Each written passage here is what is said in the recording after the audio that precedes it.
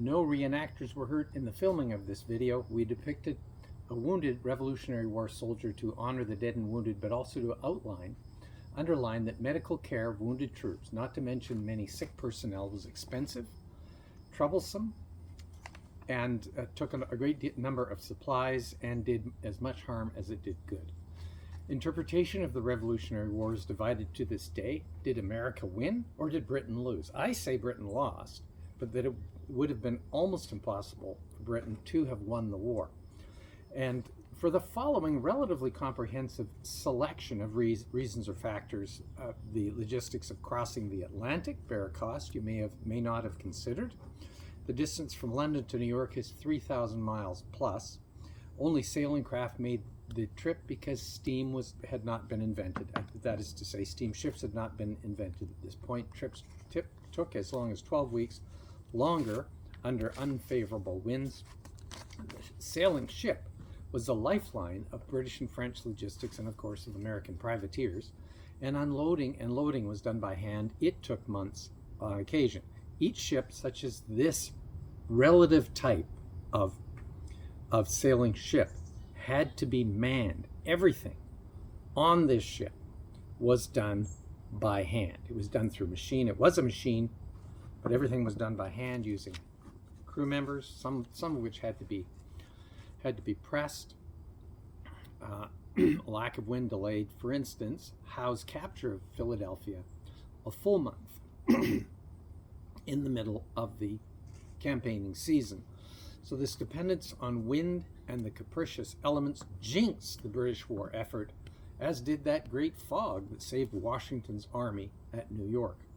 Another factor, Britain lost due to uncertain British leadership in the House of Commons. Lord North, on more than one occasion, burst into tears in the House of Commons, and often he threatened to resign. Baffling when one thinks of the British stiff upper lip. Britain's leaders were not named Pitt, David Lloyd George, or Winston Churchill in this era. There were few colonial officials keeping an eye on things in the 13 colonies or states. The British government had fierce opponents, and there was a free press. Everything was difficult. But what made things really difficult for Britain was the nature of their American opponent and their religiosity. These folk were fighting for independence because their spirit was independent. Americans were fighters from the beginning of their colonization of America, and I'm using understatement here. They liked to be in charge of their own destiny.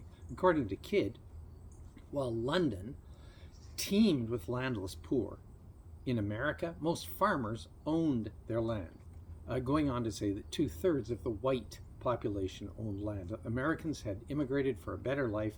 No one was going to tell them what to do.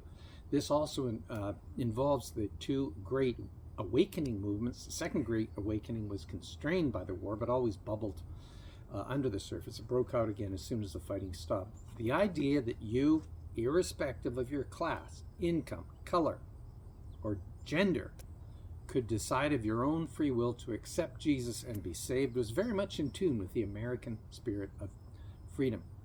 This spirit of deciding for yourself without Big Brother Anglican or Catholic Church, or more to the point, Big Brother government of a foreign power, was possibly the tipping point in the American Revolutionary War. My sources are Bunker, Martin and Lender, Nelson and O'Shaughnessy. See the bibliography for more. Thanks for viewing. All the best on the upcoming paper.